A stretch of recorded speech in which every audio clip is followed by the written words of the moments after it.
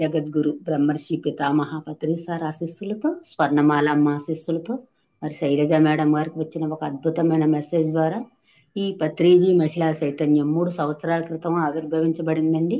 మరి అప్పటి నుంచి కూడా ప్రతిరోజు కూడా ఆ, తెల్లవారుజామున ప్రాతకాల ధ్యానం 3 గంటల నుంచి 6 గంటల వరకు ధ్యానము, 1 గంట సజ్జన సాంగత్యము జరుగుతుందండి.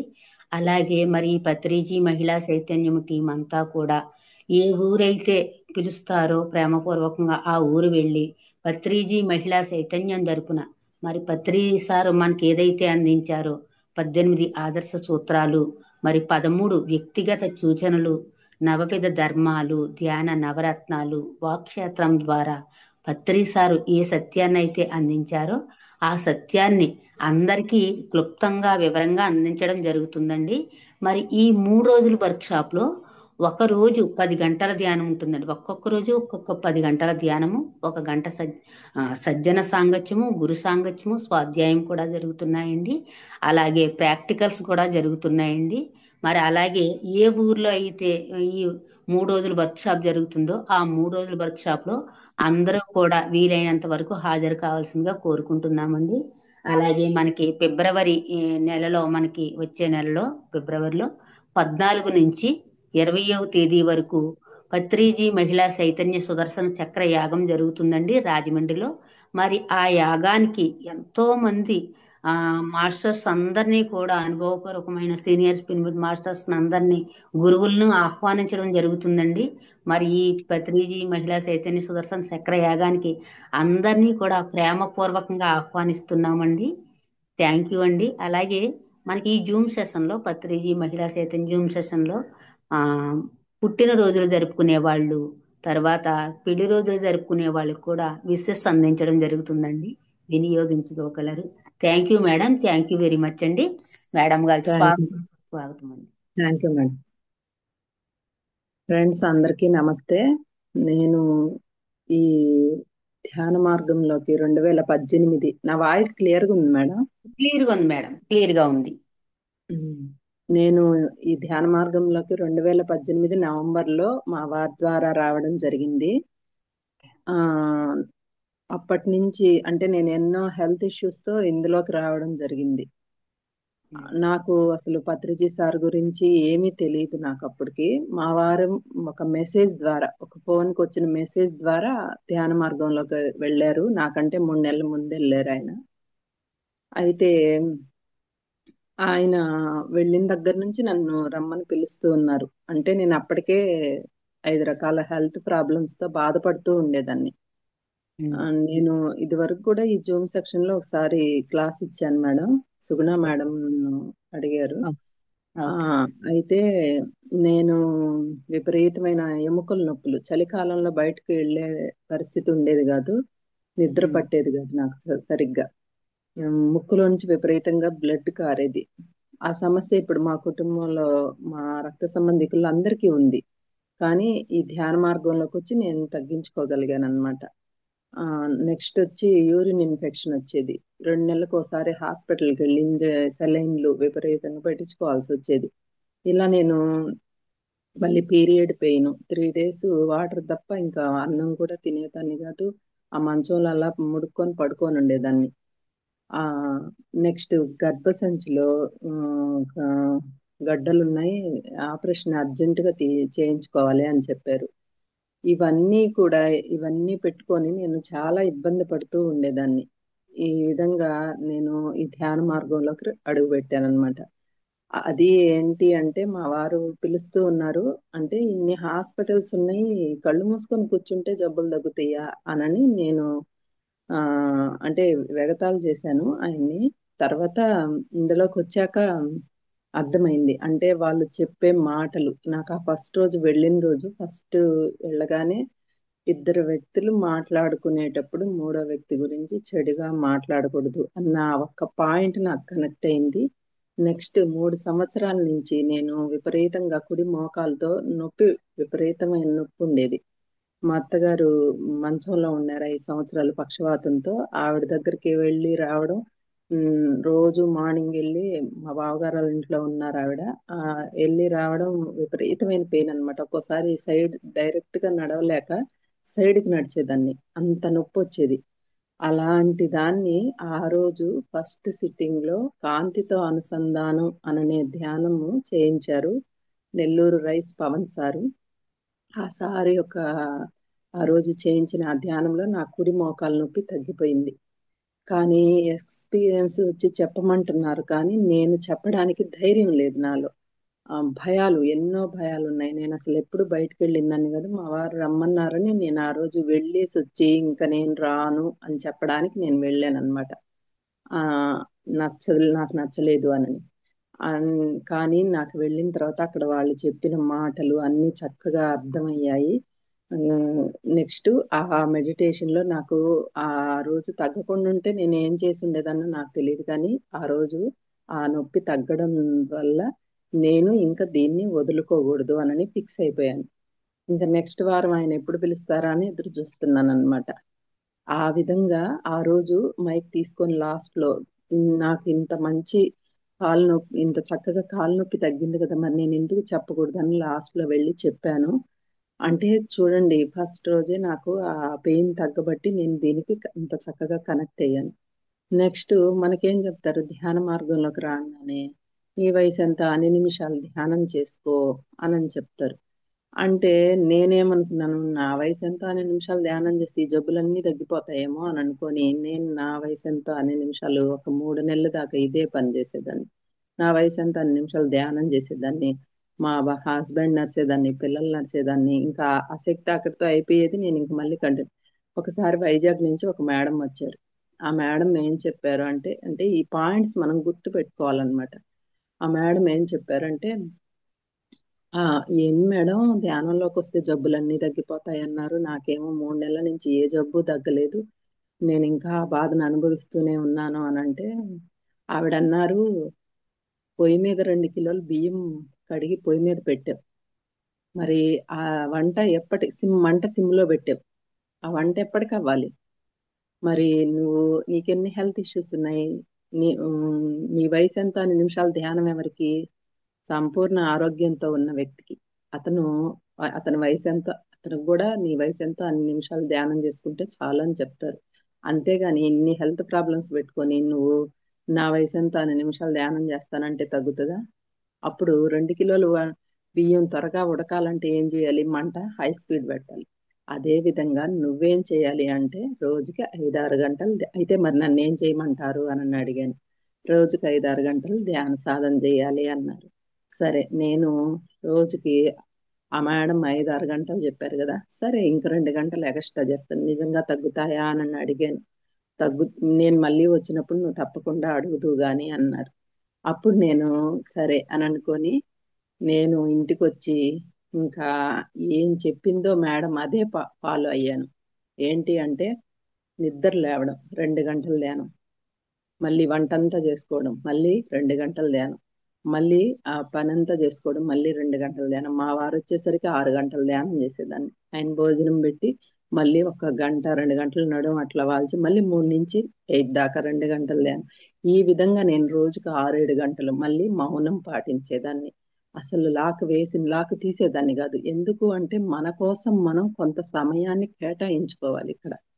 వాళ్ళు ఏదో చెప్పారు, మనం ఇక్కడ ధ్యాన సాధన చేస్తున్నాం, బయటికి వెళ్ళి ఏయో సరికాని మాటలన్నీ మాట్లాడిన తర్వాత ఆ శక్తి అంతా అక్కడే కోల్పోతాం. అది మనకు కూడా తెలియదు అక్కడ పోతుంది అన్న సంగతి. ఎందుకంటే భౌతికంగా కనిపించే డబ్బు కాదు కదా ఇది, అది శక్తి. అది మన లోపలే ఉంటుంది దాగి. దాన్ని మనం ఎక్కడ కోల్పోతున్నాం అనేది మనకి ఆ ఎరుక కొంత ధ్యాన మార్గంలో కొంత స్థితికి వెళ్ళాక గానీ మనకు అర్థం కాదు. ఇప్పుడు తెలుస్తుంది నాకు, ఎక్కడ నేను ఏ సరికాని ఆలోచన ఆలోచిస్తే నేను నిల్లైపోతున్నాను అనేది ఇప్పుడు అర్థమవుతుంది. అప్పుడు తెలిసేది కాదు నాకు. మనకి ధ్యానంలోకి వచ్చిన కొత్తల్లో అందరికీ కూడా కొంత మిడిమిడి జ్ఞానంతో ఉంటాం. ఎందుకంటే అప్పటిదాకా శారీరకంగా, మానసికంగా, మనసుతోటి శరీరంతో కలిసి ఉంటాం కాబట్టి మనకంత అంత తెలియదు అనమాట. ఈ ధ్యానం, ఆత్మ జ్ఞానం గురించి ఏమీ తెలియదు. అలా నేను ఈ ధ్యాన మార్గంలోకి రావడం జరిగింది. మా సెంటర్కి పత్రి సారు 4-5 సార్లు వచ్చారు. చక్కగా ఆ సార్ నా కళ్ళల్లోకి చూస్తూ ఉండేవాళ్ళు, నేను ఆయన కళ్ళల్లోకి చూస్తూ ఉండేదాన్ని. ఆయన నా కళ్ళల్లో చూసినంతసేపు నా తప్పులన్నీ నాకు అనిపించాయి. నేను ఇలా ఉండకూడదు, నేను ఇలా ఉండకూడదు, ఇలా ఉండాలి అనని నాకు తెలిసేదనమాట. ఆయన నా కళల్లో చూస్తూ ఉంటే. ఒకసారి ధ్యాన మహాయజ్ఞానికి వెళ్ళానన్నమాట. అక్కడ పత్రి సారు చైర్లో పడుకొని ఉన్నారు. వడ్డిస్తూ ఉన్నాను. సెకండ్ దాంట్లో ఉన్నాను నేను లైన్‌లో. అనుకున్నాను మనసులో, పత్రి సారు ఎప్పుడు ఫస్ట్ లైన్‌కే వచ్చి వడ్డిస్తారు. సెకండ్ లైన్‌కి కూడా రావచ్చు కదా! మరి ఇక్కడుండే వాళ్ళకి కూడా అనిపిస్తది కదా లోపల. ఆయనతోటి కలిసి ఇది జేయాలని అనని నేను ఊరికే అలా అనుకున్నాను అంతే. వెంటనే వచ్చి నా పక్కనున్నారు. నేనే ఆశ్చర్యపోయాను. "లే గరిటి" అనన్నారు. అననేసరికి నేను అదిరిపోయి ఏంటి ఎవరు అనని ఇటు చూసేసరికి పత్రి సారు. చక్కగా ఆయనకి నవ్వుతూ గరిటిచ్చి ఆయనకి వేల వేల కృతజ్ఞతలు చెప్పుకున్నాను. నా మనసులో మాట మీకెలా చేరింది అని అనుకోని, అంటే దైవం ఎంత కనెక్ట్ అయి ఉంటారో చూడండి. మన లోపల నేనేదైతే అనుకున్నానో వెంటనే ఆయనకి చేరి వెంటనే వచ్చారు. కొద్దిసేపు పప్పు వడ్డిచ్చేసి మళ్ళీ గరిటె తీసుకో అని చెప్పి నా నా కళ్ళల్లోకి కాసేపు చూసేసి వెళ్ళిపోయారనమాట.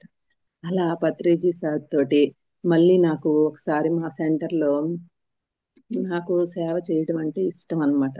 మా వారు ఈ బాబా గుళ్ళకి అట్లా వెళ్ళినప్పుడు టైం అయిపోతుంది వచ్చేయి, వచ్చేయి అనంటే ఇంకా అక్కడ ఎప్పుడూ సేవ చేసేదాన్ని కాదు.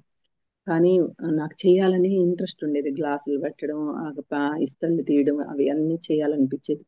కానీ నాకిక్కడ సెంటర్‌లో దొరికింది. మేము అంత ధనాన్ని ఇవ్వలేకపోయేవాళ్ళం అక్కడ.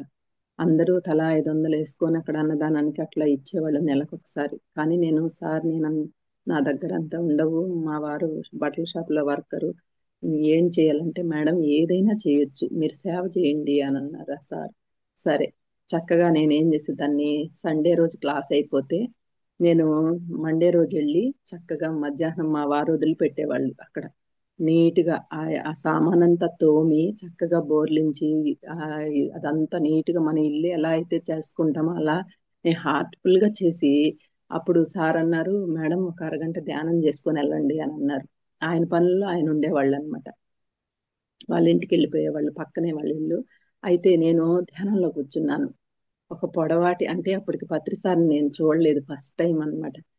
ధ్యానంలో కూర్చొని ఉండంగానే పొడవాటి చేతులు పలాల్చి యేసుకొని నాకొక మిరపకాయ బజ్జీ పెట్టారు.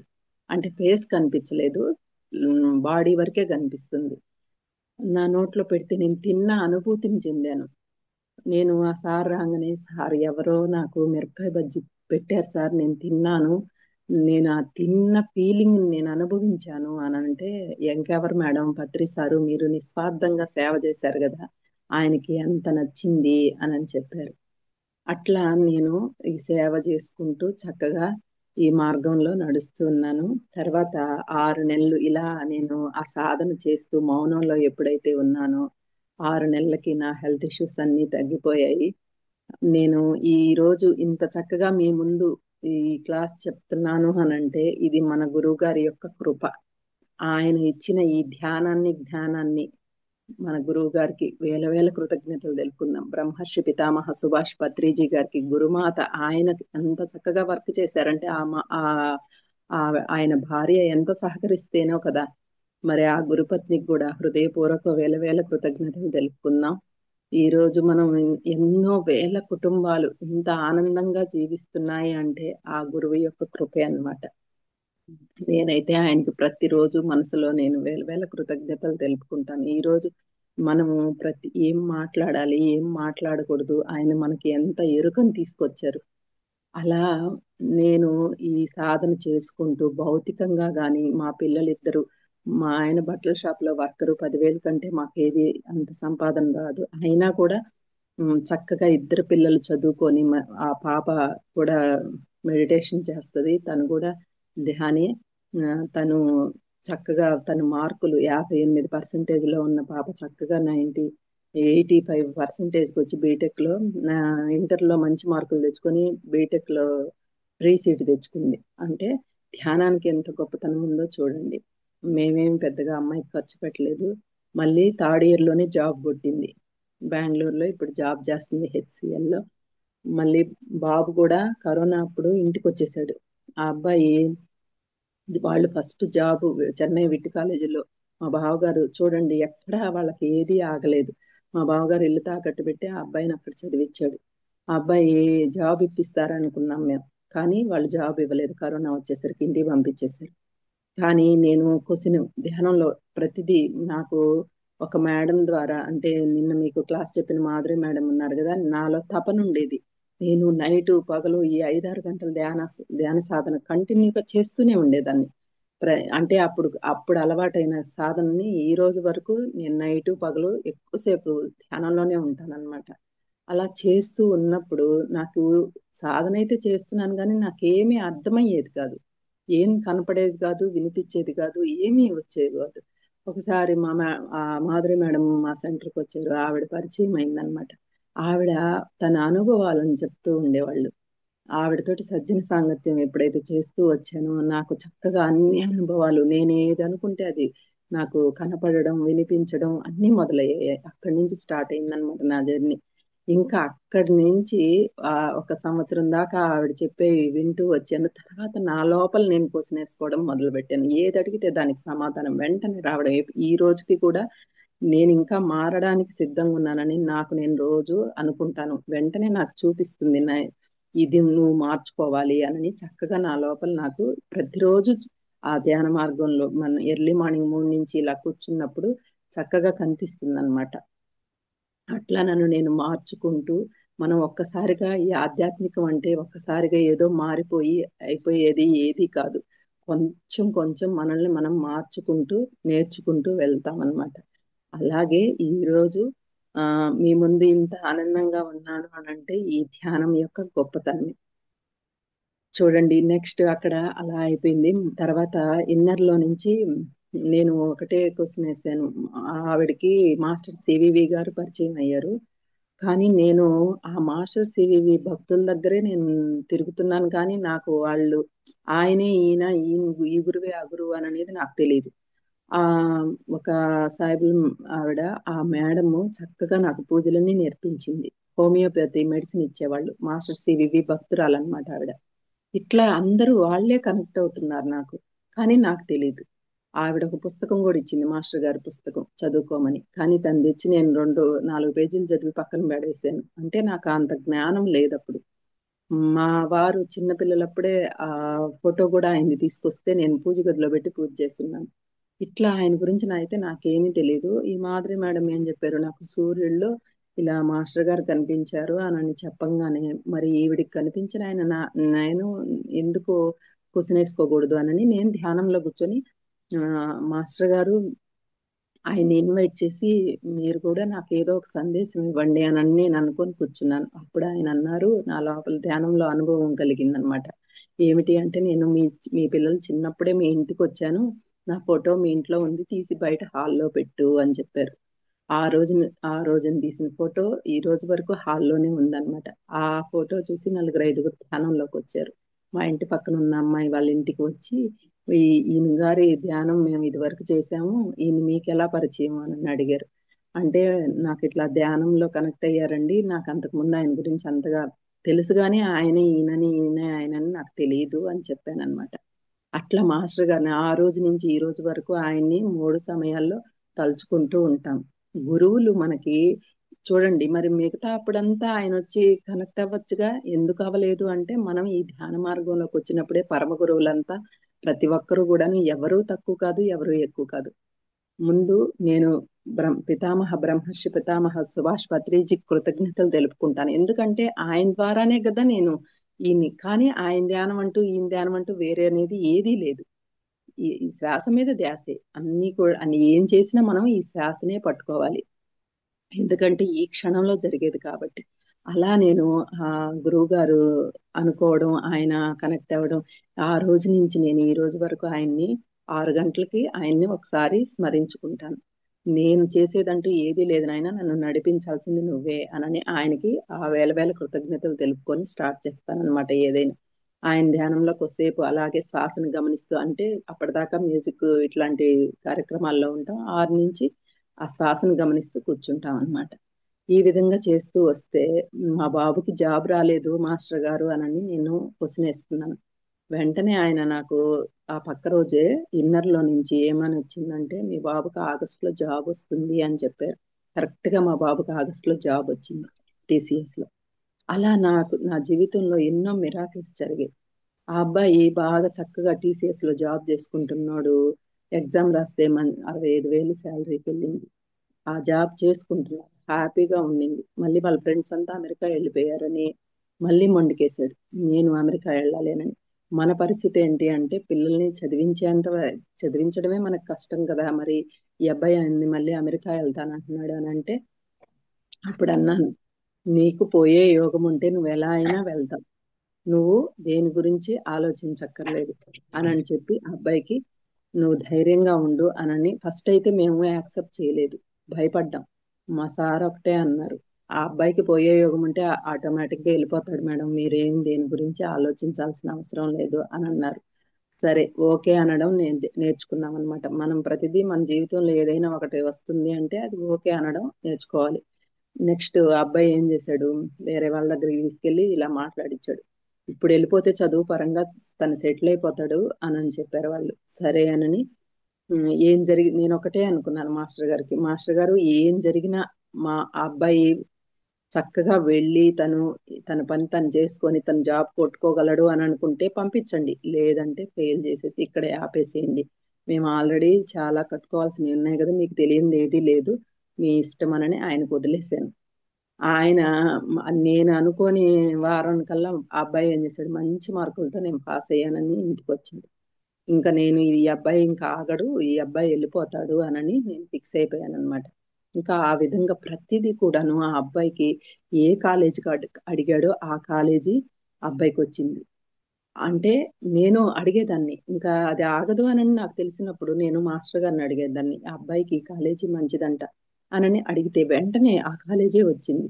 నెక్స్ట్ ఫలానా బ్యాంక్ అయితే బాగుంటుంది మా అన్నాడు. మళ్ళీ అది కూడా అడిగాను. అంటే నాకు అప్పుడు ప్రాపంచికంగా అన్నీ అడగడం తప్పు అన్న నీతి కూడా నాకు తెలియదు. ఎందుకంటే నేను ఇక్కడ ఈగలు తోలుకుంటూ బయటికి వెళ్ళి నేనేం చెప్పగలను, నేను ఈ ధ్యానంలోకి వచ్చి ఏదో ఒకటి పొందితేనే కదా దాని గురించి 10 మందికి ప్రచారం చేయగలను అని నేను ఇదే అనుకునేదాన్ని. అందుకే ప్రతిదాన్ని ఆయన అక్కడ అడిగేదాన్ని అనమాట. అప్పుడు నెక్స్ట్ ఏ బ్యాంక్ అడిగాడో ఆ బ్యాంకులో పని అయిపోయింది. నేను 12 గంటలప్పుడు అలా సాధన చేసుకొని అలా పడుకున్నాను అనమాట. ఊరికే అలా పడుకున్నాను, కళ్ళు మూసుకొని ఉన్నాను అంతే, నిద్రలోకి కూడా జారుకోలేదు. వెంటనే మా బాబు హైదరాబాద్ నుంచి వచ్చి నా పక్కలో కూర్చున్నాడు. ఎప్పుడు వచ్చావురా అని అంటే ఇప్పుడే వచ్చాను మా అన్నాడు. ఏంటి అయితే అంటే HDFC బ్యాంకులో పని అయిపోయింది అన్నాడు. అదేంటి అనని నేను టక్కుమని లేచాను అనమాట. లేచి చూస్తే నా పక్కన ఎవ్వరూ లేరు. నేను లేచిన తర్వాత అబ్బాయికి వెంటనే కాల్ చేశాను. ఎక్కడున్నావమ్మా అంటే HDFC బ్యాంకులో ఉన్నాను, ఆ పని అయిపోయేటట్టుందిలేమా, మళ్ళీ కాల్ చేస్తానన్నాడు. చూడండి ఎంత కనెక్టివిటీ ఉంటుందో. ఎక్కడో జరగబోయేది నాకు ముందుగా ఎందుకు చూపించింది అంటే ఈ ధ్యానానికి ఎంత గొప్పతనం ఉందో చూడండి. కానీ దాన్ని మనం ఉమ్, మనసా వాచ కర్మణ నమ్మాలి. అది అది విశ్వాసం, దాని మీద పూర్తి విశ్వాసం ఉంచాలి. అది ఉంచినప్పుడు ఏదైనా మన జీవితంలో సాధ్యమే. ఈ రోజుటికి కూడా నాకు చక్కగా నా జీవితంలో ఎన్నో మార్పులు చేర్పులు జరుగుతూనే ఉన్నాయి. అంతా గురువుల కృపే అనుకుంటాను. ఈ క్షణం మళ్ళీ మనకేమన్నా సమస్యలు రావా అంటే వస్తాయి, దాన్ని యాక్సెప్ట్ చేస్తూ వెళ్ళాలి. మా బాబు అక్కడ వర్క్ చేసేటప్పుడు 3 లక్షల రూపాయల డబ్బులు ఒక అతను కొట్టేశాడు. కానీ మేము ఒకటే అనుకున్నాం, గత జన్మలో అతనికి ఏదో మనం బాకీ, అందుకని మా గోల్డ్ అంతా తాకట్టు పెట్టి, అంటే ప్రతిదాన్ని యాక్సెప్ట్ చేయాలి. మరి గురువు గారు చెప్పారు కదా, మరి గత జన్మలో నువ్వేమేం చేసి వచ్చావో నీకు తెలీదు అని. దాన్ని యాక్సెప్ట్ చేసి మేము గోల్డ్ అంతా తాకట్టు పెట్టి ఆ అప్పు కట్టేసాం అనమాట. ఇలా మనం ప్రతిదాన్ని మన జీవితంలో ఏం జరిగినా ఏం జరుగుతున్నా ప్రతిదాన్ని అంగీకరిస్తూ వెళ్ళాలి. అదే మనం నేర్చుకోవాలి. నేను ఇలా ప్రతిదాన్ని నన్ను మార్చుకుంటూ ఇలా ముందుకు వెళ్తూ ఉన్నాను. Okay madam, thank you. ఇవి నా అనుభవాలు, ఇంకా ఉన్నాయి కానీ మనం సబ్జెక్ట్లోకి వెళ్దాం. ఓకే. ఓకే, ఇక్కడ మనం యంత్ర మంత్ర తంత్ర అంటే, యంత్ర అంటే ఏమిటి, శరీరం. ఈ శరీరానికి ఇంధనం ఏమిటి అంటే, ఇది యంత్ర అంటే శరీరము, ఈ శరీరము అంటే యంత్రము. ఇప్పుడు మనము ఒక ఈ శరీరానికి కొంత ఫుడ్ తీసుకుంటున్నాం, అది మనం లోపలికి పోయి మనం ఏమన్నా వర్క్ చేసి అరిగిస్తున్నామా అంటే ఏమీ లేదు, దానంతట అదే తన లోపల ఆ వర్క్ చేసేస్తుంది. ఇప్పుడు మనం నిద్రలేసి ఎన్నో యంత్రాలను చూస్తూ ఉన్నాం. అవి ఏమిటి అంటే మిక్సీ, వాషింగ్ మిషన్, గ్రైండరు, ఇవన్నీ ఏంటి? యంత్రాలు. ఈ శరీరం కూడా ఒక యంత్రము. అంతేకాని దానికి అతుక్కుపోయి మనం దాన్ని ఉమ్, ఉమ్, దానికి పెట్టాలి, కొంత సమయాన్ని పెట్టాలి. ఎలా అంటే ఇప్పుడు ఇది యంత్రము. మిక్సీ ఏంటి? మిక్సీలో ఆ ప్లగ్ లో పెడతాం, స్విచ్ చేస్తాం. ఇప్పుడు ఆ అది కరెంట్ ఉంటేనే కదా అది తిరుగుతుంది, లేదంటే అది తిరగదు. అలాగే ఈ శరీరంలో మనం ఫుడ్ వేసినప్పుడు చక్కగా ఆ యంత్రం తన పార్ట్లో పనులన్నీ చక్కగా దాన్ని అరిగించి ఏ పార్ట్కి ఏది అందించాలో దాన్ని చక్కగా అందిస్తూ ఉంటుందన్నమాట. ఆ విధంగా ఈ శరీరం అనేది ఒక యంత్రం. ఇది యంత్రం మాత్రమే. చక్కగా తన వర్క్ తను చేసుకుంటుంది. ఈ యంత్రము సరిగ్గా పనిచేయాలి అని అంటే ఇంధనం ఏమిటి అంటే శాకాహారము. సరికాని ఆహారాన్ని మనం వేయకూడదు. ఏమివ్వాలి? శాకాహారాన్ని, ఫలాహారాన్ని ఇవ్వాలి. నెక్స్ట్ స్టెప్ శాకాహారంలోకి వెళ్ళాలి. ఈ విధంగా మనం ఈ ఈ శరీరానికి ఫుడ్ ఏమిటి అంటే ఇంధనం, శాకాహారం. ఇప్పుడు ఒక కారు, ఉదాహరణకు ఒక కారు కొంటాం. కారు కొన్నప్పుడు వాళ్ళు ఏం చెప్తారు? ఇందులో పెట్రోల్ మాత్రమే పోయాలి అని చెప్తారు. మనము తక్కువ రేటుకి వస్తుంది కదా అని డీజిల్ పోసామనుకోండి, ఏమవుతుంది? ఆ కారు త్వరగా చెడిపోతుంది, రిపేర్ వస్తుంది. అలాగే ఈ శరీరానికి సరికాని ఆహారాన్ని ఇచ్చినప్పుడు, అంటే ఆ మాంసాహారం తిన్నా గాని, లేదా ఆ మసాలాలు దట్టించి ఫుల్గా బాగుంది కదా అని రకరకాల ఫుడ్లు తిన్నా కూడా వాటి వల్ల మనకి ఎంతో ఇబ్బంది కలుగుతుందన్నమాట. ఆ విధంగా మనం ఈ శరీరానికి ఏవి ఇవ్వాలో ఆ ఎరుకతో జీవిస్తూ చక్కగా దాన్నే మనం తీసుకోవాలి. అలా అని ఇప్పుడు అది శాకాహారం తినమన్నారు కదా అని, రుచిగా ఉంది కదా అని పొట్ట నిండా తోసేసామనుకోండి, అప్పుడు ఏమవుతుంది? ఫుల్గా ఇప్పుడు మిక్సీకి పప్పు నిండా వేసి మిక్సీ తిప్పామంటే ఏమవుతుంది? కొద్దిసేపు తిరిగి ఆగిపోతుంది. ఎందుకంటే అది ఫుల్ లోడ్లో ఉన్నప్పుడు అది వర్క్ చేస్తుందా? చేయదు. అదే సగం పప్పు వేయండి, చక్కగా మెదుగుతుంది. అదే విధంగా ఈ శరీరం అనే యంత్రానికి మితాహారాన్ని ఇవ్వాలి. ఎంత వరకు మనం తినేటప్పుడు ఒక టీవీ చూస్తూనో, లేదా మొబైల్ చూస్తూనో, లేదా వేరే వేరే వాళ్ళతో మాట్లాడుతూనో ఇలా తిన్నప్పుడు ఆ తిన్నది ఏమిటి అనేది మనకు తెలియదు. ఏం తింటున్నామో, ఆ ఫుడ్ ఏం తింటున్నాం అనేది కూడా మనకు తెలియదు అనమాట. అలా మనం తింటూ ఉంటాం. ఆ తిన్నప్పుడు దాన్ని అనుభూతి కూడా చెందలేము. అంటే ఏ పదార్థాన్ని మన లోపలికి పంపిస్తున్నాం అనేది కూడా మనకు తెలియదు అనమాట. ఆ తినేటప్పుడు ఆ మాధుర్యాన్ని అనుభవించాలి. ఆ తినేటప్పుడు దాన్ని ఆస్వాదిస్తూ తినాలి. ఏ ఫుడ్ అయినా సరే. అలా తిన్నప్పుడు మన శరీరానికి చక్కగా వంట పడుతుందన్నమాట. ఈ శరీరం కూడా చక్కగా వర్క్ చేస్తుంది. అలాగే ఈ జ్ఞానేంద్రియాలు, కర్మేంద్రియాల యొక్క పాత్ర ఏమిటి అంటే, మనము ఫుడ్ అంటే ఓన్లీ ఈ శరీరానికి ఫుడ్ ఏమనుకుంటాము? అన్నం తినడం ఒక్కటే అనుకుంటాం. కానీ కాదు. ఈ కళ్ళ ద్వారా ఏమైతే తీసుకుంటామో 5 రకాల జ్ఞానేంద్రియాలు, 5 రకాల కర్మేంద్రియాలు అన్నమాట. వీటి ద్వారా మనం ఏదైతే మన లోపలికి పంపిస్తూ ఉంటామో, ఏమి పంపించాలి? సరికానివి పంపించకూడదు, సరైనవి పంపించాలి. అంటే ఆనందకరమైన దృశ్యాలు, ఒక మంచి సినిమా చూడడం, ఇలా ఏవైనా. అంతేగాని పొద్దుగూకులు మనం అమ్మలక్కల కబుర్లు ఇలా చెవుల ద్వారా సరికానివి వినడం, ఇలాంటివి చేయకూడదు. ఆ టీవీ సీరియల్ గంటలు గంటలు కళ్ళతో చూడటం, అది సాగిస్తూ ఉంటాడు. దాంట్లో వాళ్ళని వీళ్ళని చంపుకోవడం, ఇవే అన్నమాట. ఇలాంటివి మనం సరికానివి వదిలేసి మనకేం అవసరమో ఆ జ్ఞానాన్ని అందుకోవడం. పిఎంసి ద్వారా మనం ఎంతో జ్ఞానాన్ని అందుకోవచ్చు. ఇలా మనల్ని మనం మార్పు చేసుకుంటూ దీనికి ఏమి అవసరమో దాన్నే ఆ ఫుడ్ అంటే ఎప్పుడైతే మనం ఆ సీరియల్స్ ఇవన్నీ చూడండి, ఒకటి ఏదో రాధాకృష్ణ ఇట్లాంటి భగవంతుడి కూడా చూడొచ్చు, తప్పే లేదు. కానీ దానికి ఒక లిమిట్ అంటూ ఉండాలి. అంతేకాని విచ్చలవిడిగా మనం బాగున్నాయి కదా అని రోజు అదే పనిగా సినిమాలు చూడడం కూడా కరెక్ట్ కాదు. ఎంతవరకు ప్రతిదానికి ఒక లిమిట్ అనమాట, మితం అనేది ఉండాలి. అలా ఒక మూవీ చూసి ఆనందం, మన ఈ శరీరం భూమి మీదకి తీసుకొచ్చాం కాబట్టి దానికి కొంత ఆనందాన్ని కూడా మనం ఇవ్వాలి. అంటే ఆ కళ్ళ ద్వారా మనం పొందేటటువంటి ఒక ప్రకృతిలోకి వెళ్ళడం, చక్కగా ఆ మొక్కల మధ్య తిరగడం, ఆ పూలతోటి ఆ ఆనందాన్ని గ్రోలాలన్నమాట. చక్కగా ఆ కళ్ళతోటి ఆ సౌందర్యమైనటువంటి ఆ ప్రదేశాలన్నింటినీ మనం చూసి ఆనందపడాలి. నెక్స్ట్ చెవుల ద్వారా మంచి మంచి సంగీతాన్ని వినడం. ఆ ఆ విన్నప్పుడు మనకి ఏమనిపిస్తుంది? ఆహ్లాదంగా ఉంటుంది మన లోపల. అలా మంచి మంచి సంగీతాన్ని వినడం, మంచి మంచి పాటలు, ఆ పాటలు వినడం ఇలాంటివి చేయాలి.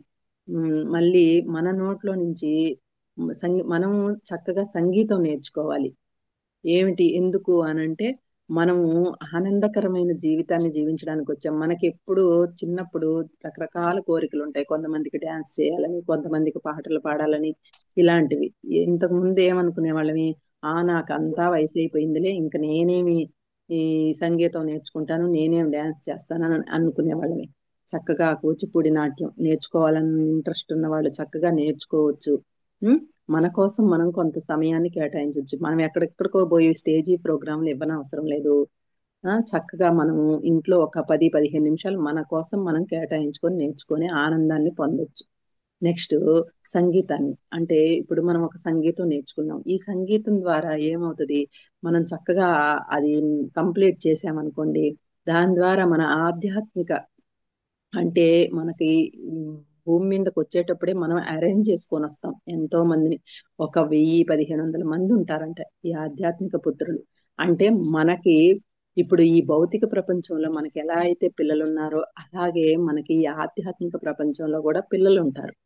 వాళ్ళు ఎవరు అనేది మనము ఈ ధ్యాన మార్గంలోకి వచ్చిన తర్వాత మెల్లిమెల్లిగా మనం ఒక్కొక్క స్థాయి పెరిగే కొద్దీ వాళ్ళు కూడా మనకి కనెక్ట్ అవుతూ వస్తారనమాట. ఇప్పుడు ఈ సంగీతం నేర్చుకున్నాం అనుకోండి, చక్కగా మనం ఈ సంగీతం అందరికీ అందిస్తూ వచ్చాము. అప్పుడు వాళ్ళకి అక్కడ మనం మెయిన్ గా ఏం పెట్టాలి? ఇప్పుడు సంగీతం నేర్పే వాళ్ళు 2000కి తక్కువ ఎవరు తీసుకోవట్లేదు. మనం ఒక 500కి నేర్పిస్తామనని మనం మెయిన్ ఏంటి అంటే మన ధ్యాన ప్రచారం అందించాలి అని అనేది మన మెయిన్. ఒక 500కి నేర్పిస్తామంటే వాళ్ళు ఇంట్రెస్ట్ గా చక్కగా వచ్చి వాళ్ళు పాల్గొంటారనమాట. అప్పుడు వాళ్ళకి ఆ జ్ఞానాన్ని మనం అందించవచ్చు. అలా మన ఆధ్యాత్మిక పుత్రుల్ని మనం చేరుకోవచ్చు అన్నమాట. ఇలా ఈ విధంగా మనము వాళ్ళందరికీ కూడా చక్కగా ఆ జ్ఞానాన్ని అందించవచ్చు. మళ్ళీ మనం ఒక సబ్జెక్టు అంటే ఒక ఇంగ్లీషు ఏదో ఒకటి నేర్చుకున్నాం అనుకోండి, ఇప్పుడు ఇతర దేశాల్లో ఉన్న వాళ్ళతోటి చక్కగా మాట్లాడవచ్చు. ఇప్పుడు మనం చాలా మంది ఏమంటున్నారు అంటే, మీ పిల్లలు ఇతర దేశాల్లో ఉన్నారు అని అంటే మీరు ఇంకొక ఆ ఇంకొకటి నేర్చుకోవాలి అంటే అది హిందీ కానీ ఇంగ్లీష్ కానీ ఏదైనా ఒక సబ్జెక్ట్ నేర్చుకోవాల్సిందే కంపల్సరీ అని చెప్తున్నారు. ఆ ఆ దేశంలో ఏ భాష ఉంటుందో ఆ భాషను కంపల్సరీ నేర్చుకోవాలి అంటున్నారు. నాకు చిన్నప్పటి నుంచి ఇంగ్లీష్ నేర్చుకోవాలనే కోరిక ఉండేది. ఎందుకో దాంట్లోకి వెళ్తున్నాను, కొద్ది రోజులు నడుస్తుంది, మళ్ళీ డ్రాప్ అయ్యి వస్తున్నాను. కానీ ఎప్పటికైనా నేర్చుకోవాలి అనే తపన మనలో ఉంటే ఏదో ఒక రోజుకి నెరవేరుతుంది అనమాట. అలా సంగీతాన్ని కళలు మనకు ఉండాలి. ఆ కళలను నేర్చుకున్నప్పుడు మనలో కొంత ఆ మనకేమైనా థైరాయిడ్ ఇలాంటి జబ్బులు ఉన్నప్పుడు గొంతుకు సంబంధించినవి అప్పుడు ఏం చేయాలి అని అంటే ఒక 50 వరకు వేమన పద్యాలని అలా నేర్చుకోవాలి. నెక్స్ట్ వచ్చి భగవద్గీత శ్లోకాలు ఉన్నాయి. ఆ భగవద్గీత శ్లోకాల్ని కంఠస్థం చేయాలి. నెక్స్ట్ సంగీతం నేర్చుకోవాలి. కంపల్సరీ ఈ థైరాయిడ్ ఉన్న వాళ్ళు కంపల్సరీ ఈ పని చేయాలన్నమాట. ఈ మూడింటిని పాటించాలి. ఈ శరీరం ఆరోగ్యంగా ఉండాలంటే దానికి కూడా ఆనందకరమైనవి అందించాలి. అంటే మనం ఏమనుకుంటాము, ఈ ఆధ్యాత్మిక మార్గంలోకి వచ్చాము, మనకన్నీ వ్యతిరేకతే అననేది ఏమీ లేదు. మన గదిని మంచి మంచి సువాసనలతో నింపుకోవడం అలా మనకి ఏది వ్యతిరేకత కాదు. ఈ ముక్కు ద్వారా మనం మన గదిని పాజిటివ్ గా ఉంచుకోవాలి. అలా మంచి సువాసనలతో నింపుకోవాలి. అంతకు ముందు ఎలా ఉంటామో దానికంటే ఇంకా ఉన్నతంగా తయారవ్వాలన్నమాట చక్కగా. అలా ఆ విధంగా మనల్ని మనం మార్పు చేసుకుంటూ రావాలి. అసలు ఆధ్యాత్మికత అంటే మారడమే. మనము ఏమనుకుంటాము, అది పొందాము ఇది పొందాము ఇంకేముంది అని అనుకుంటాం. కానీ మనం ఇక్కడ ప్రతిదీ కూడా ఒక్కొక్క దాన్ని మార్చుకుంటూ రావాలి. నెక్స్ట్ ఈ విధంగా ఇవి 3 అంశాలు. ఏమిటి అవి అంటే 1 యంత్రము, 2 తంత్ర, 2 మంత్ర. మంత్ర అంటే ఏమిటి మనకందరికి తెలిసిందే, వాక్కు, ఇది విశుద్ధి చక్రానికి సంబంధించింది. ఈ వాక్కు ఎలా ఉండాలి? సరి అయిన వాక్కులే మాట్లాడాలి, సత్య వాక్కుల్ని పలకాలి. అది ఎప్పుడు సాధ్యమవుతుంది అనంటే, మనం ఎప్పుడైతే ఈ యంత్రం అనేది, అంటే ఏ అనారోగ్యము లేకుండా మనకి ఉన్నప్పుడు చక్కగా ఆ ధ్యానంలో మనం ఎన్ని గంటలైనా కూర్చోగనే శక్తి ఉంటుందన్నమాట. అప్పుడు మనం చక్కగా ఆ సాధన చేసినప్పుడు ఏది తప్పు ఏది ఒప్పు అనేది మనకే తెలుస్తుంది. దాన్ని అంగీకరిస్తాం. అదే సాధన లేదనుకోండి, ఏదో నేను ఒక అరగంట చేశాను అనని మనం ఒక అరగంట పావుగంట చేసామనుకోండి, దేన్ని అంగీకరించలేం, వ్యతిరేకిస్తూ ఉంటాము. అది గుర్తుపెట్టుకోవాలి. ఇక్కడ మెయిన్ పాయింట్ ఏంటంటే, మనం సాధన ఉండాలి. రోజుకు 3 గంటలకు సాధన ఎవ్వరూ తగ్గకూడదు. ఉదయం 1:30 గంట కూర్చోండి, సాయంత్రం 1:30 గంట కూర్చోండి, వీలైతే మధ్యాహ్నం ఒక గంట అరగంట చేసుకుంటే మనకు ఎందుకంటే మనము కూర్చున్నప్పుడు మనం 1:30 గంట కూర్చున్నామంటే మనం 1:30 గంట ఆ విశ్వశక్తిని పొందుతున్నామా, ఆలోచనలు నడుస్తాయి. ఒక అరగంట దానికి పోద్ది, ఒక గంటే కూర్చుంటాం. ఆ విధంగా మన శక్తిని పెంచుకోవాలి. ఎప్పుడైతే ఆ శక్తి పెరుగుతుందో అప్పుడు మనం ప్రతిదాన్ని కూడా యాక్సెప్ట్ చేయడం నేర్చుకుంటాం. అదే మనము ఆ విధంగా మనం శక్తి లేదనుకోండి, ప్రతిదాన్ని వ్యతిరేకిస్తూ ఉంటాం. నేను చేసింది ఏం తప్పులేదులే, నువ్వు ఇట్లా వాదన, ఇంట్లో ఆ వాదన అనేది పెరుగుతూ ఉంటుంది. మనము ఈ భూమి మీదకి వచ్చేటప్పుడు చెప్పాను కదా, ఒక 1000-1500 మందిని తెచ్చుకుంటామని. వాళ్ళు ఎవరు అంటే మన చుట్టుపక్కల వారు. ఆ మనం ఒక బస్సులో జర్నీ చేస్తున్నా, ఒక ట్రైన్లో జర్నీ చేస్తున్నా మనకి ఎంతో మంది పరిచయం అవుతూ ఉంటారు.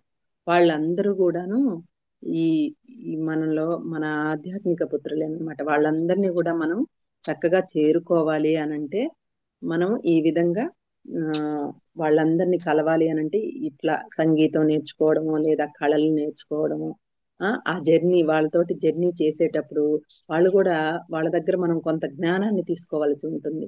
ఆ పరిచయం అయినప్పుడు వాళ్ళు ఏమన్నా కంటిన్యూగా, కొంతమంది ఏం చేస్తారు, మనం చెప్పే మాటలు, ఈ ధ్యాన మార్గంలోని మాటలు నచ్చి, మేడం మా నెంబర్ తీసుకోండి, ఈ విధంగా నాకు చాలా మంది కనెక్ట్ అయ్యారనమాట. నెంబర్ ఇచ్చి, ఇదేదో బాగుంది మేడం మీరు చెప్పేది, చక్కగా మేడం మ్యూట్లోకి వెళ్ళండి ఎవరో. ఆ విధంగా మనం ఆ ధ్యాన మార్గంలోకి వెళ్ళినప్పుడు, వాళ్ళందరితోటి కనెక్ట్ అయినప్పుడు వాళ్ళతోటి ఏం చెప్పాలి అనంటే, మీరు కూడా ఈ సాధన చేసుకోండి అంటే, వాళ్ళు ఎందుకు మన పక్కనే వచ్చి కూర్చుంటారు అనంటే, మనకి వాళ్ళ దగ్గర మనం నేర్చుకోవాల్సింది ఉంటుంది, మన దగ్గర వాళ్ళు నేర్చుకోవాల్సింది ఉంటుందన్నమాట. ఇలా మన కుటుంబంలోని వారు అందరూ, వాళ్ళందరినీ కూడా మనం యాక్సెప్ట్ చేస్తూ వెళ్ళాలి. ఈ యంత్ర అంటే చెప్పాను కదా, ఈ యంత్ర అంటే ఇది శరీరము అనేది యంత్రము, దీనికి ఇంధనం గుర్తుపెట్టుకోండి పెట్రోల్ అన్నమాట. కారుకి ఎలా అయితే పెట్రోలో, దీనికి ఆహారము వచ్చి శాకాహారము. సరికాని ఆహారాన్ని మనం ఇవ్వకూడదు. ఈ జ్ఞానేంద్రియాల కర్మేంద్రియాల ద్వారా అడ్డదిడ్డమైన ఆహారాన్ని ఇవ్వకూడదు. అంటే మనకి ఏది అవసరమో దాన్ని మాత్రమే తీసుకోవాలి. అది కూడా కొంత మితంగా. అంటే అక్కడికి ఆఫ్ చేసి నెక్స్ట్ పనిలోకి వెళ్ళిపోయినప్పుడు చక్కగా దాని మీదే ధ్యాస ఉండాలి. అంతేకాని నిన్న ఈ చర్మానికి మనం ఏం చెప్తాము, ఈత కొట్టాలని అనిపిస్తుంది. చర్మానికి ఒక ఫీల్ అన్నమాట. గాలి తగిలినా, వాటర్ తగిలినా చక్కగా ఫీల్ అవుతుంది అది. అప్పుడు మనము నదికి సముద్రానికో నదికో వెళ్ళాం, చక్కగా ఈత కొట్టాం. నిన్న ఈత కొట్టేసి వచ్చేసాం. అక్కడ ఆ అనుభూతిని పొందాలి. అక్కడ ఉన్నంత సేపు దాన్ని ఆనందపడాలి. మళ్ళీ ఇంటికి వచ్చేసిన తర్వాత మళ్ళీ పక్క రోజు కూడా వెళ్ళాలి అని అనుకోవడం, అది సరికాదు. మితంగా ఉండాలి. అక్కడ దాకే అంతే. దాన్ని ఆ అనుభూతిని చెందామా, ఆ ఫీల్ అయ్యామా అంతే, అక్కడికి అయిపోవాలి. మితంగా ఉండాలి ప్రతిదీ కూడాను. ఎందుకు అంటే ఏదైనా కూడా మనకి ఆ మితంగా ఉన్నప్పుడే మనం ఈ ఆధ్యాత్మిక మార్గంలో ముందుకు వెళ్తాం. ఎలా జీవించాలి అంటే, తామరాకు మీద నీటి బొట్టుల. అంటే కుటుంబంలో ఉండాలి. అది బురదలో ఉందని ఆ బురదంతా పులుముకొని పైకి ఆ పువ్వు వస్తుందా? ఆ ఆకులకి ఏమైనా బురద అంటుకుంటుందా? ఉండదు. అంత బురదలో నుంచి బయటకు వచ్చినా కూడా అది స్వచ్ఛంగా ఉంటుంది. ఆ నీటి పొట్టు పడినా కూడా పైనే తిరుగుతుంది కానీ దాన్ని స్వీకరించదు. అలాగే మనం కూడా ఈ కుటుంబం, అలా అని మనం ఈ బంధువుల్ని వీళ్ళందరినీ దూరం పెట్టడం అంటే కరెక్ట్ కాదు. ఏమిటి అంటే, వాళ్ళందరికీ ఇవ్వాల్సిన ప్రయారిటీ మనం ఇవ్వాలి.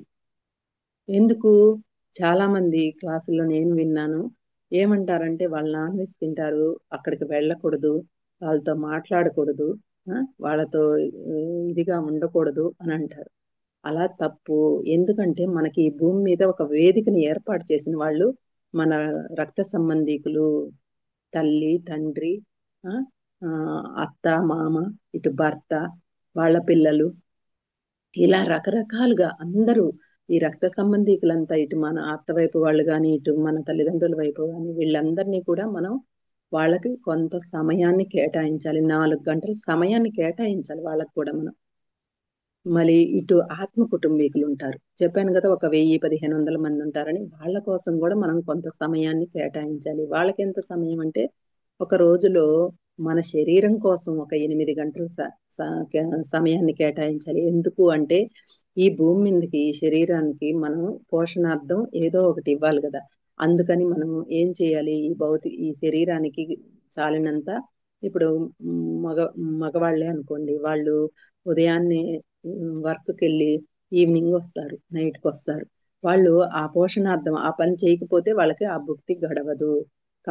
ఈ భూమి మీద మనం జీవించాలి అని అంటే, ధనం ధనం మూలం ఇదం జగత్ అంటే ఆ మనీ అనేది కంపల్సరీ. కానీ దాని మీద కూడా విపరీతమైన వ్యామోహాలు ఉండకూడదు. ఉన్నదాన్ని సంతృప్తిగా ఉన్నదాన్ని అనుభవిస్తూ ఉండాలి. సంతృప్తి పడాలి. 10,000 వచ్చిందా, ఓకే చాలు అనని అంటే అక్కడితో ఆగిపోమ్మని కాదు. మన ట్రై మనం చేస్తూ ఉండాలి.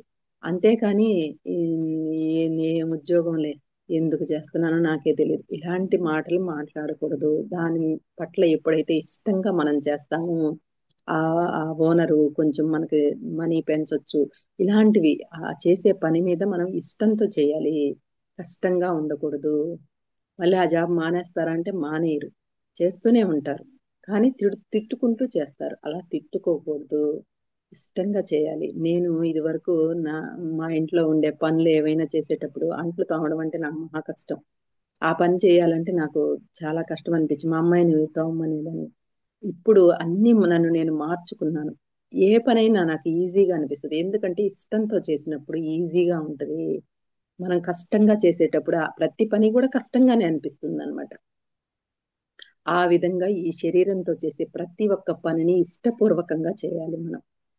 ఇవన్నీ కూడా ఈ యంత్రం అనే దాని కిందకే వస్తాయి. ఈ శరీరంతో ఏ పని చేస్తున్నా హార్ట్ఫుల్ గా చేయాలి. నెక్స్ట్ వచ్చి మంత్ర. మంత్ర అంటే ఈ యంత్రం ఎప్పుడైతే సరిగ్గా ధ్యాన సాధన చేస్తూ ఉంటుందో, ఈ మంత్ర వాక్ అనేది సరిగ్గా వినియోగిస్తాము. ఎందుకు అంటే మనం సరికాని ఫుడ్ పెట్టిన, తప్పుడు తిండి అంటే ఏమిటి అంటే, ఈ కళ్ళ ద్వారా జ్ఞానేంద్రియాలు, కర్మేంద్రియాల ద్వారా ఏవైతే ఇస్తామో అలాంటి ఫుడ్ ఇచ్చినప్పుడు ఏం చేసింది, ఈ వాక్కు సరిగ్గా ఉపయోగించము, సరికాని వాక్కులు వస్తాయి. వ్యతిరేకిస్తూ ఉంటాం ప్రతి ఒక్కరిని కూడా. ఎందుకంటే ఈ భూమి మీదకి వాళ్ళందరినీ మనమే ఎంచుకొని తెచ్చుకున్నాం. ఇక్కడికి వచ్చి మర్చిపోయాం. కానీ ఇక్కడికి వచ్చిన తర్వాత వీళ్ళు ఇలా ఉన్నారు, వాళ్ళు ఎలా ఉన్నారు, వీళ్ళు ఇలా వ్యతిరేకిస్తున్నారు అని మనమే అంటాం. కానీ వ్యతిరేకించకూడదు. ప్రతి ఒక్కరిని కూడా గౌరవించాలి. మనం ఏం చేయాలి, వాళ్ళు అలా ఉన్నప్పుడు కొద్ది రోజులు వాళ్ళని బాహ్యంగా దూరంగా పెట్టి, మన అంతరంలో వాళ్ళ పట్ల ఎటువంటి భావన ఉండకూడదు, ప్రేమతత్వమే ఉండాలి. ధ్యానంలో కూర్చునే ముందు వాళ్ళకి గత జన్మల్లో మనం ఏమైనా వాళ్ళని ఇబ్బంది పెట్టి ఉంటే మనల్ని క్షమించమని అడగాలి. అప్పుడు ఎప్పుడైతే అలా క్షమించమని, నేను నా కుటుంబంలో నాకు 5గురు ఆడపడుచులైతే కొంతమందితోటే చక్కగా వ్యవహరించేదాన్ని, కొంతమందిని వ్యతిరేకించేదాన్ని. ఇప్పుడు ఆ వ్యతిరేకత లేదు. వాళ్ళు ఎవరినైతే వ్యతిరేకించానో వాళ్ళందరితోటి ఇప్పుడు చక్కగా హ్యాపీగా ఉండగలుగుతున్నాను. ఎందుకు అంటే ఆ భావన నాలోనే ఉంది. నేను వాళ్ళతోటి సరిగ్గా హ్యాపీగా ఉండలేకపోతున్నాను. ఎందుకంటే వాళ్ళ మీద వ్యతిరేకమైన ఆలోచనలు పెట్టుకున్నాను నా లోపల. అందుకే మనము ఎప్పుడైతే ఆ క్షమాపణ చెప్తూ వస్తామో, నాకు ధ్యానంలో వాళ్ళు మా ఇంటి దాకా రావడం, మళ్ళీ నన్ను చూసి నవ్వడం, ఇలా జరుగుతూ జరుగుతూ జరుగుతూ మళ్ళీ పలకని వాళ్ళు నాతో మాట్లాడడం, చక్కగా మేము ఇప్పుడు మా కుటుంబాలందరితోటి హ్యాపీగా ఉండగలుగుతున్నాం. అది గురువు గారి కృపే కదా. మరి అంతకుముందు వాళ్ళని తిట్టుకుంటూ, వాళ్ళు ఏమీ చేయట్లేదు, ఇట్లాంటి మాటలు మాట్లాడేదాన్ని అనమాట. నా గురించే చెప్తున్నాను. అలాంటి దాన్ని నేను చాలా మార్పు చెందాను. అలా మనల్ని మనం మార్చుకుంటూ వెళ్ళాలి. కొంతగా కొద్ది కొద్దిగా మార్చుకుంటూ వెళ్ళాలి. ఆ వాక్కుని ఎప్పుడైతే ఇప్పుడు వాళ్ళు ఏమైనా మన కుటుంబాల్లో ఎన్నో జరుగుతూ ఉంటాయి. చెప్తూ ఉన్నప్పుడు ప్రతి ఒక్కరికి ఉండేదేలే పిన్ని అని చెప్పడము, అలా మనం సర్ది చెప్పుకొని అక్కడి నుంచి మళ్ళీ తిరిగి వాళ్ళంతే వీళ్ళింతే అని మనం మాట్లాడకూడదు.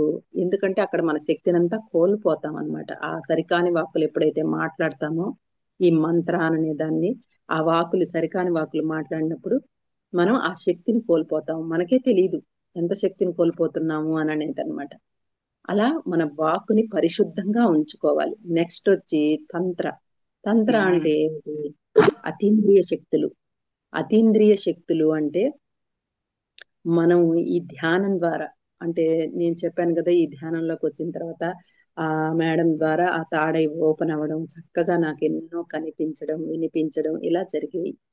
ఆ ఎప్పుడైతే నా ఇన్నర్ కనెక్ట్ అయ్యానో ఇంక అప్పటి నుంచి ఎవరిని ఏమి అడగడం తగ్గించేశాను. అంటే అవి తెలిస్తే అడగము, తెలియనప్పుడు మన పై మాస్టర్లను అడగడంలో తప్పు లేదు. మనకి చూపించింది నాకు తెలియలేదు, అది ఏం చూపించింది అని అనేది, నేను ఏం మార్చుకోవడానికి చూపించింది అని అనేది మనకు తెలియనప్పుడు మన పైన ఉన్న వాళ్ళని అడిగినప్పుడు వాళ్ళు చక్కగా దాని గురించి వివరిస్తారనమాట. మీరు ఇలా ఉన్నారు, ఇలా ఉన్నారు అని. మనకి ఇలా ఆ అతీంద్రియ శక్తులు ఏమేమి వస్తాయి అంటే, మనము ఆ ధ్యానంలో కూర్చున్నప్పుడు ఆ సూక్ష్మ శరీరయానం జరుగుతుంది. మనలో నుంచి ఒక సూక్ష్మ శరీరం రిలీజ్ అయ్యి ఆ ఉన్నత లోకాలన్నిటిని దర్శించి వస్తుంది. ఆ విధంగా సూక్ష్మ శరీరంతో ఎన్నో లోకాలను దర్శిస్తూ ఉంటాం. నెక్స్ట్ వచ్చి మనం ధ్యానంలో ఉన్నప్పుడు మన ముందు ఒక ధ్యాన ముద్రలోనే మనకి కనిపిస్తూ ఉంటుంది. నాకు అలా కనిపించింది అనమాట నా సోలు. అలా నా ముందు నేను ఎలాంటి చీరతో ఉన్నానో, నేను ఎలా కూర్చొని ఉన్నానో అలాగే నాలాంటి ఆవిడ నా ముందు ధ్యానంలో కూర్చొని అద్భుతంగా సాధన చేస్తుంది అనమాట. అది కూడా సూక్ష్మ శరీరయానమే. ఇట్లా మనకి రకరకాలుగా మనలో నుంచి ఆ బాడీ రిలీజ్ అయ్యి వెళ్ళి ఆ ఉన్నత లోకాలను దర్శిస్తూ ఉంటుంది. ప్రతిరోజు ప్రతి ఒక్కరికి జరుగుతుంది. నెక్స్ట్ మనము ఇక్కడ ఏం చేయాలి అంటే, మనకి ఏదైనా ఒక ఇన్నర్ లో నుంచి వాయిస్ వచ్చినా చూపించినా మనం దాన్ని ఫాలో అవ్వాలి. అవ్వలేదనుకోండి, 1-2 సార్లు చూపెడుతుంది, నువ్వు పట్టించుకోకుండా మన ఇష్టానికి మనం ఇష్టానుసారం ఉన్నప్పుడు ఇంకా చూపించడం ఆపేస్తుంది. ఆ కనెక్షన్ కట్ అయిపోతుంది. నేను ఒకసారి చాలా బాధపడ్డాను. ఏమిటి అంటే, సత్యం వైపు ప్రయాణం అనేది ఈ 21 రోజు పెట్టారనమాట. దాంట్లో నేను 3 రోజులు వరుసగా పాల్గొన్నాను. 4గో రోజు నాకు నెట్ రాక కట్ అయిపోయాను. కానీ ఎంత ఏడ్చానంటే తెలీదు. ఎందుకు నేను దీనికి దూరం అయిపోతున్నాను, నాకెందుకు ఇలా కట్ అయిపోయింది నెట్టు అని చాలా ఫీల్ అయ్యాను. అంటే అప్పుడే ధ్యానంలోకి వచ్చున్నాను అనమాట. నాకంత దాని గురించి తెలీదు. దాని ఆధ్యాత్మికత కోసం నేను చాలా తపన పడేదాన్ని. ఇక్కడ నేను ఇంత పొందాను, నేను దీనిలో ఏదో నేర్చుకోవాలి, ఇంకా దీనిలో ఇంకా జ్ఞానాన్ని పొందాలనే తపన ఉండేది నాకు. అందుకని ఆ విధంగా నాకు అలాంటి వాళ్ళే కనెక్ట్ అయ్యి అందరూ చక్కగా దాని గురించి బోధిస్తూ ఉండేవాళ్ళు. ఆ విధంగా నేను ఈ ఆ ఏడ్చేసరికి తర్వాత ఒక మేడం ఏం చెప్పారు అంటే, ఆ సమయంలో మీరు ఇక్కడ ధ్యానంలో కూర్చుని ఆ అక్కడ జరిగే ఆ సత్యం వైపు ప్రయాణానికి దానికి కనెక్ట్ అయ్యి ఉన్నాను అనుకోండి, ఆ ప్రాసెస్లన్నీ మీకు జరుగుతాయి అని చెప్పారు. ఇంకా తర్వాత ఎప్పుడు కరెంటు పోయినా లేదంటే నెట్ పోయినా ఇప్పుడు బాధపడిన అనమాట. ఎందుకు అంటే అప్పుడు తెలీదు, అంటే నేను కనెక్షన్ నేను సరిగ్గా లేనేమో, నేను కట్ అయిపోతున్నానే అననే ఒక భయము బాధ ఉండేది. భయాలు ఉంటాయి మనలో, ఎన్నో రకాలైనటువంటి భయాలు. ఆ భయాలతోటి మనము ఏడుపు వచ్చేస్తుంది అనమాట. అట్లా ఏడ్చేదాన్ని. ఇప్పుడు ఏడుపు అనేది నా దరిదాపుల్లో లేదు. ఎంతది వచ్చినా అది ఈ రోజు వస్తుంది, కొద్ది రోజులు ఉంటుంది, ఆటోమేటిక్ గా అదే వెళ్ళిపోతుంది అననే ఒక ధైర్యం వచ్చింది. అంతకుముందు చిన్న విషయానికి కూడా ఏడ్చి గందరగోళంగా ఏడ్చేదాన్ని. ఆ ఏడుపు అనేది నా దరిదాపులు లేకుండా వెళ్ళిపోయింది అనమాట. కుటుంబంలో ఎన్నో సమస్యలు వచ్చినా ప్రతిదీ కూడా యాక్సెప్ట్ చేయడం నేర్చుకుంటాం. ఈ విధంగా అతీంద్రియ శక్తులు అనేవి రకరకాలుగా అన్నమాట.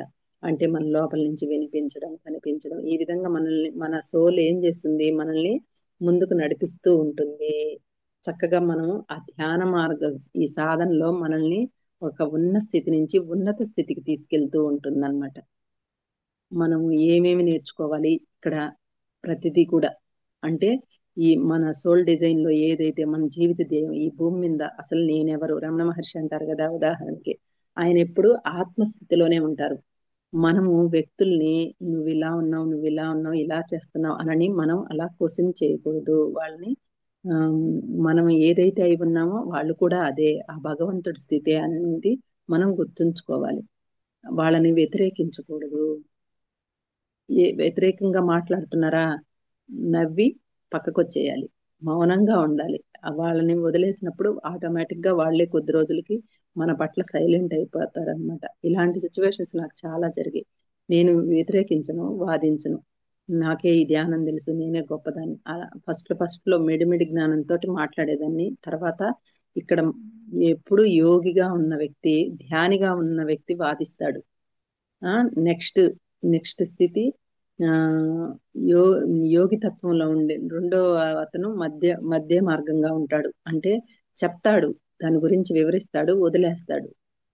ఒక యోగి మాత్రమే తను మౌనంలో ఉంటాడు. అన్నీ తెలుసు కానీ ఏమీ తెలియనట్టే ఉంటాడు. ఆ స్థితిలో ఉండగలగాలి మనం. అక్కడ వాదించాల్సిన అవసరం లేదు. ప్రతిదీ మనకు తెలుసు, మన లోపలున్న ఆ దైవానికి తెలుసు. అక్కడ వాదించాల్సిన అవసరం లేదు. అలా ఆత్మస్థితిలో ఉండాలి. అతీంద్రియ శక్తులు అంటే అవన్నీ పొంది నేనేదో అయిపోవటం, వాటికి లోబడిపోయి పక్క వాళ్ళ గురించి కూడా అక్కడ క్వశ్చన్లు వేసి వాళ్ళకి ఏదో పోయి చెప్పామంటే మనం పక్కదారి పట్టినట్టే. వై జంక్షన్ అంటే వెళ్లాల్సిన మార్గంలో వెళ్లకుండా వేరే మార్గంలో వెళ్తున్నామని మనం గుర్తుపెట్టుకోవాలన్నమాట. అందుకని ఈ అతీంద్రి మనం ఈ తంత్ర అనే స్థితిలో ఉన్నప్పుడు చాలా జాగ్రత్తగా ఉండాలి. మన తంత్రాన్ని ఎక్కువగా ఆధ్యాత్మికతకే ఉపయోగించుకోవాలి. వీలైనంత వరకు మనం దీనికే ఉపయోగించుకోవాలి. భౌతికంగా ఉపయోగించుకోకూడదా అంటే అడగొచ్చు, తప్పులేదు. నువ్వు అందులో నుంచి బయటపడాలి అని అంటే నువ్వు అడగడంలో తప్పులేదు. కానీ ఏం జరిగినా యాక్సెప్ట్ చేయాలి మనం. ఎలాంటిది జరిగినా మన మంచికే జరుగుతుంది అని మనం గుర్తుంచుకోవాలి. ఆ విధంగా మనము ఏం జరుగుతున్నా మన జీవితంలో దాన్ని అంగీకరించాలి. ఈ అంగీకరించే తత్వమే ఈ దైవ స్థితికి సంబంధించిందనమాట. అంటే అప్పటిదాకా మనకి ఎన్నో రాక్షస గుణాలు ఉంటాయి, సరికాని ఆలోచనలు ఇవన్నీ ఉంటాయి. వీటన్నిటిని మెల్లిమెల్లిగా షడ్వర్గాలు, ఆ కామ క్రోధ మద మాచర్యాలు ఇవన్నీ కూడాను మనం ఒక్కొక్క దాంట్లో నుంచి బయటికి వస్తూ ఉంటాం. ఎంతో మందికి ఎన్నో జన్మలు పడుతున్నాయంట అందులో నుంచి బయటికి రావడానికి. మనకేంటి చక్కగా ఈ ధ్యానంలో కూర్చున్నప్పుడు ఆ తాడే ద్వారా మనకు చూపించడం జరుగుతుంది. అప్పుడు మనల్ని మనం ఓహో నేను నిన్న ఈ తప్పు చేశాను కదా, ఆ తప్పు మళ్ళీ నేను చేయకూడదు అని మనం గుర్తుంచుకోవాలన్నమాట.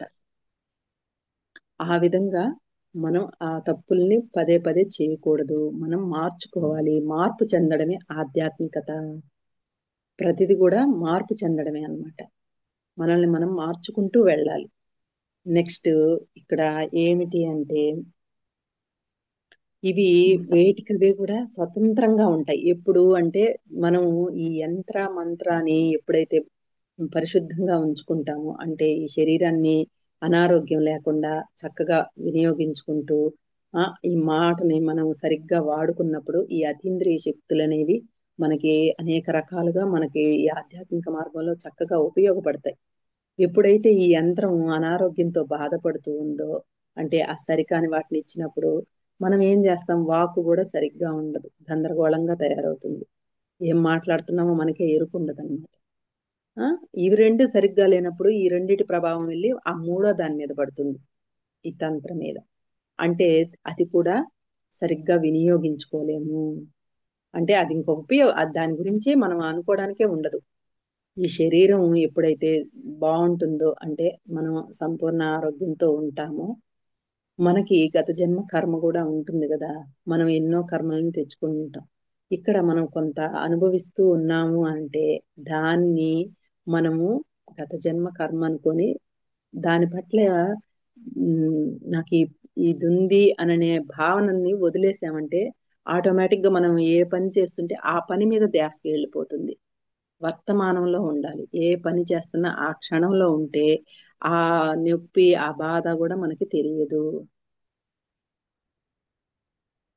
ఆ విధంగా మనం ప్రతిదాన్ని మార్పు చేసుకుంటూ వెళ్ళాలి. ఈ తంత్ర అనేది మనకి చక్కగా ఈ ఆధ్యాత్మిక మార్గంలో ప్రతి మెట్టు ఎదగడానికి చాలా అద్భుతంగా ఉపయోగపడుతుంది. నాకు అంతకుముందు ఏమీ తెలిసేది కాదు అని చెప్పాను కదా! ఆ తర్వాత మనము ఆ ఉన్న స్థితి నుంచి ఉన్నత స్థితికి అంటే ఎప్పుడైతే మారుతూ వెళ్తామో, ఇక్కడ మనము మన చుట్టూ ఉన్న అవన్నీ కూడా మారుతూ వస్తాయన్నమాట. ఇంతకు ముందు ఉన్న వాళ్ళకంటే ఇంకా కొత్త కొత్త వ్యక్తులు మనకు పరిచయం అవ్వటం, మనకొక వర్క్ ఇవ్వడం, ఈ విధంగా ప్రతిదాన్ని కూడా కొంతమంది ఏం చేస్తారు, బ్యాక్ అండ్ వర్క్ చేస్తారు. అంటే ఆ టెక్నికల్ వర్క్ చేస్తూ ఉంటారు. ఇప్పుడు వాళ్ళు లేకుండా మనం ఈ జూమ్ లో పాల్గొనగలమా? లేదు. వాళ్ళ కనపడరు, ముందుకి కనపడరు. వాళ్ళు వెనక ఎంతో వర్క్ చేస్తూ ఉంటారు. కానీ ఈ ముందునే ఈ చెప్పే వ్యక్తే కనిపిస్తూ ఉంటారు. వీళ్ళదేముంది, చెప్పి వెళ్ళేంత వరకే అన్నమాట. ఆ వెనక వర్క్ చేసేవాళ్ళు. అట్లా మనకి కొన్ని వర్క్లు ఉంటాయన్నమాట. ఈ భూమి మీద మనం తయారు చేసుకొని వస్తాం ప్రతిదీ కూడా. ఈ ఆధ్యాత్మిక మార్గంలో కావచ్చు, భౌతికంగా. ఇప్పుడు రక్త సంబంధికులు ఉన్నారు, మనం అక్కడికి వెళ్ళకూడదు, చేయకూడదు, వాళ్ళు మాంసాహారం తింటున్నారు అనని మనం వాళ్ళని వ్యతిరేకించామనుకోండి, మనం ఒంటి మీద ఏదో ఒక జబ్బు వచ్చి కూర్చుంటుందంట. అందుకని మనం వాళ్ళని వ్యతిరేకించకూడదు. ఎందుకంటే ఈ భూమి మీద కనీసం మనకి దుప్పట్లు పోయి చక్కగా బట్టలు కూడా మాడతాయి ఇట్లా. నాలో మొన్న మాది ఆనంగా వేసా ఇంట్లోకి వెళ్ళండి. నేనేలా వాషింగ్ మిషన్. అలా మనం ఏం చేయాలి అంటే ఆ విధంగా ఎవ్వరిని కూడా దూరం పెట్టకూడదు. ఆ రక్త సంబంధికులను కూడా వాళ్ళ దగ్గరికి వెళ్ళి చక్కగా వాళ్ళ ఆ ఫంక్షన్ లో హార్ట్ఫుల్ గా చేయాలి వాళ్ళకి ఆ పని చేసేటప్పుడు మనం. ఎందుకంటే వాళ్ళని మనమే ఎంచుకొని తెచ్చుకొని తీసుకొచ్చుకున్నాం కాబట్టి. ఎవరిని ఇక్కడ వ్యతిరేకించడానికి లేదు. నీకు అక్కడ భోజనం చేయడం నచ్చలేదా, ఇంటికి వచ్చి భోజనం చేయి, లేదా ఇంటి దగ్గర భోజనం చేసి వెళ్ళి ఆ ఫంక్షన్ చూసుకో. లేదు అక్కడ కూడా కుదరదు, నేను ఉదయం వెళ్ళి సాయంత్రం రావాలి, నేను భోజనం చేయకుండా ఉండలేను అనుకుంటే అంత పెరుగన్నం తిను. వెల్లుల్లి మనం తినకూడదు అని అనుకుంటున్నాం కదా, అక్కడ వడలో ఏయో ఒకటి పెడతారు కదా, ఇంకా మిగతా పదార్థాలు ఉంటాయి. ఆ ఆ వేసిని అవి తప్ప మిగతావి తినొచ్చు. అలా మనల్ని మనం ఎక్కడికక్కడికి ఆ ఇంకా నాకైతే మా ఆడపడుచు వాళ్ళ ఇంటికి వెళ్తే వారం 10 రోజులు ఉండాల్సి వచ్చింది. అలాంటప్పుడు మనకు కుదరదు. నేను అప్పుడు అడిగాను ఒక మేడంని, ఇప్పుడు మీరేమో తినకుండా ఇంటికి వచ్చేయమంటున్నారు, ఇలాంటి డౌట్స్ అన్ని ఉండేవి నాకు. వచ్చేయమంటున్నారు మేడం, 4-5 రోజులు వాళ్ళ ఇంట్లోనే ఉండాలి, వాళ్ళు మాంసాహారం తినేవాళ్ళు, మరి నేను ఏం చేయాలి అని అంటే ఒకటే చెప్పారు, మాస్టర్స్ వదిలేయి, వాళ్ళు చూసుకుంటారు. కానీ వీలైనంత వరకు వంటలు నువ్వు చేయడం అక్కడ అలవాటు చేసుకో. నువ్వు చెయ్యి అక్కడ వంట, వాళ్ళ చేత చేయించకుండా నువ్వు వండి వాళ్ళకి పెట్టు. అక్కడ వాళ్ళల్లో కూడా మార్పులు చేర్పులు వస్తాయి అని చెప్పారు. ఆ విధంగా మనం వీలైనంత వరకు వంట అక్కడ చేయడానికి మనం ఇది చేయాలి. వాళ్ళు కట్ చేసిస్తే మనం వండడము ఏదో ఒకటి మనమంత సాయం. అట్లా మనం దేనిని కూడా ఈ రక్త సంబంధికుల్ని వ్యతిరేకించకూడదు.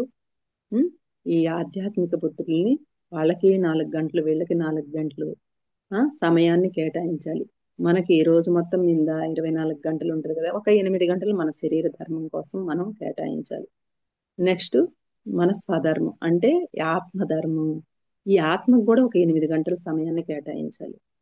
అంటే తెలుసుకోవాలి కదా, ఆధ్యాత్మికతలో మనం ఎంత నేర్చుకున్నాము, ఏం తెలుసుకున్నాము అనేది మనం ప్రతిదీ కూడా స్టెప్ ముందుకు వేస్తూ వెళ్ళాలి. ఈ విధంగా మనము ఏదైతే నేర్చుకున్నాం అంటే ఈ భూమి మీదకి వచ్చేటప్పుడు ఇవన్నీ కూడా మనకి ప్రతిదీ కూడా ఇవన్నీ మనం ఏర్పాటు చేసుకొని వచ్చినాయి. కానీ ఇక్కడికి వచ్చి మనం మర్చిపోయాం అన్నమాట.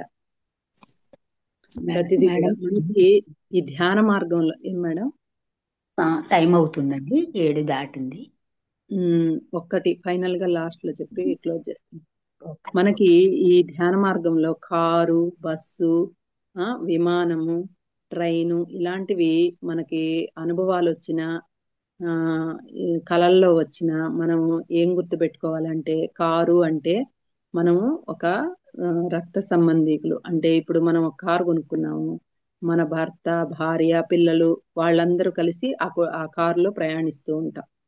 ఆ విధంగా మనం ప్రయాణిస్తున్నప్పుడు ఏంటి, లేదా మన రక్త సంబంధికుల్ని ఎక్కించుకుంటాం, లేదా మనము ఒక ఆధ్యాత్మిక మార్గానికి వెళ్ళేటప్పుడు ఆత్మ కుటుంబీకుల్ని దగ్గరగా ఉన్న వాళ్ళని ఎక్కించుకుంటాం అన్నమాట. ఈ విధంగా మాధురి మేడం కొంచెం మ్యూట్ లోకి వెళ్ళరా. ఆ ట్యూన్ చేస్తారు. విధంగా మనము ఆధ్యాత్మిక కుటుంబంలో మనకి దగ్గరగా దగ్గరగా ఎవరైతే ఉంటారో వాళ్ళందరినీ ఎక్కించుకొని వెళ్తాం.